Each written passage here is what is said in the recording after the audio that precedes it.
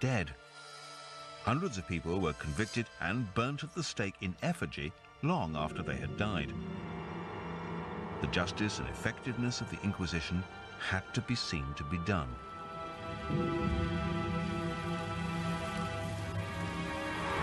"500 years later, it's hard to accurately gauge how many people died at the hands of the Inquisition. The records are incomplete. But modern academics are now realizing that there has been a great deal of exaggeration, especially regarding the use of the torturer. The Inquisition authorities really didn't like this very much because it meant bringing somebody in from outside. And it would be somebody who was considered coarse and uneducated. And the Inquisition did not want this sort of person interfering or having anything to do with the process of investigating heresy and conduct, the people's souls and all the rest of it. We have very firm figures for torture. At certain periods, it's used extensively in the 17th century, but for very, very short periods, and even then by extensively, I mean possibly as much as 5 or 6% of prisoners might be tortured. But in total, the number of cases is very, very, very small indeed. Torture was reserved for only the most serious cases of heresy, but there's no doubt that torture was practiced. But I suspect then, as now, people have exaggerated the use of torture, and in a sense that's the Inquisition's fault. Its proceedings weren't public. It had its own prisons, but nobody quite knew what went on in them. And so, when you don't know what's happening, you always imagine the worst. Does this mean that our inherited view of the Inquisition is wrong? Chances are the answer is yes. The reason? Propaganda. Anti-Spanish, anti-Catholic propaganda, known by academics as the Black Myth or the Black Legend. The Black Legend was propaganda created deliberately by the English government and by the Dutch authorities in the 16th century. And as a result, clearly they exaggerated everything and in that way convinced the rest of the world that Spain was a bad country. The Black Legend originated as Spain was establishing itself as a formidable power in the Americas. Spain's rivals in the New World, the English and the Dutch, were both Protestant countries who used the activities of the Spanish Catholic Inquisition, particularly its use of torture, as a way to blacken the name of their enemy. It was good political and religious spin. The Black Legend was a response, I think, to Spain's growing power in the 16th centuries. Partly it referred to Spain's oppressive empire in Europe, in Italy, and later in the Netherlands.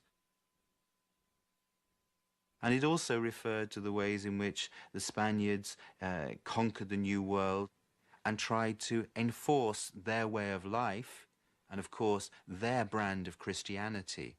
So I think the Black Legend is the idea that Spain will use cruelty to extend Catholicism. This view was most definitely not shared by native Spaniards. They had come to rely on the Inquisition. It provided them with a clear Catholic national identity. The Spanish Inquisition had public support, which is why it lasted for over 300 years. During that time, the Inquisition's attention shifted. For the first 50 years, it focused on the conversos, but after that, it succeeded in finding heretics in other communities. And at times, the Inquisition looks like a monster that has to find new ways of feeding itself. At first, it confines its interest mainly to Jews. Then it starts looking at the practices of Moors. In the 1520s and onwards, it looks at the activities of potential Lutherans or Protestants in Spain. And then, in the second half of the century, it reinvents itself once more and starts, if you like, looking into the bedroom, finding out what ordinary Christians are doing with each other, what they're saying to each other, and just how they're behaving. For most ordinary Spaniards, the Inquisition was vitally important. They believed that because it had been originally instigated by the Pope, it was God's work. To reject the Inquisition was to reject the will of God. Who would do that? in what was now a thoroughly Catholic country. First of all, we can't ignore that for many ordinary Spaniards, the Inquisition, the Holy Office, was going about a good Christian task. It was protecting them from the possibility of infection from heresy. It was setting standards for behavior in the community. It was trying to prevent antisocial behavior, as we might say today. But I think there's another reason, and that is, who would have the political courage to abolish the Inquisition? Initially, that political courage came from outside Spain. French armies, commanded by Napoleon Bonaparte, invaded and conquered Spain in 1808. One of Napoleon's first acts was to disband the Inquisition. He objected to a religious body having precedence over civil authorities. But the French presence was short-lived. The Spanish soon recaptured their territories and immediately reinstated the Inquisition.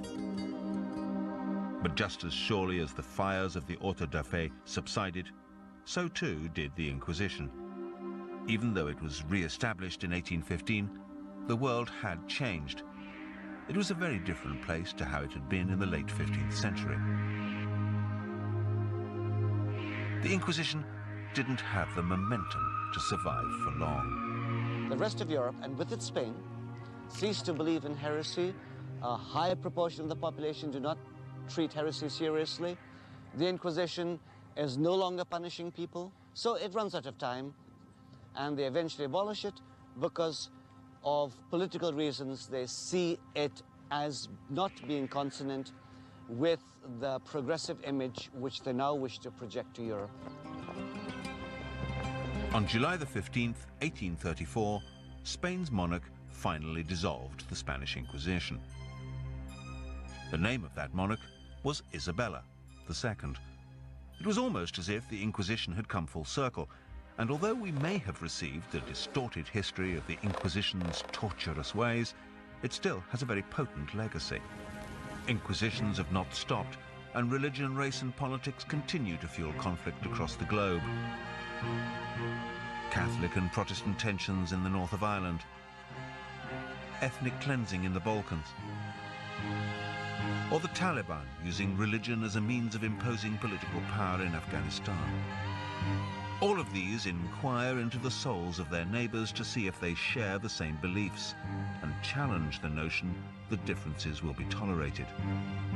But we don't have to travel that far to realize how easily an inquisition can be born. What was George Orwell writing about when he wrote his book 1984, about Big Brother, who wanted to control not only what you said or did, but what you thought? You can see it, after all, in the United States in the early 1950s, in terms of the Hollywood Inquisition or the Un-American Activities Committee. Are you a member of the Communist Party? Or have you ever been a member of the Communist Party? I'm framing my answer in the only way in which any American citizen... I think the Spanish Inquisition is, in a sense, still with us. I think whenever people feel that civil liberties, even in modern democracies, are threatened, they know how bad, or at least they think they know how bad things can become, because they have the image of the Spanish Inquisition at the back of their minds. Perhaps that's what Pope John Paul II had in mind when, in April 2000, on a visit to the Holy Land, he apologized for 2,000 years of Catholic violence, persecution and blunders. He asked for forgiveness for the use of violence that some have committed in the service of truth, against the Jews, and of human rights violations and hostility assumed towards followers of other religions.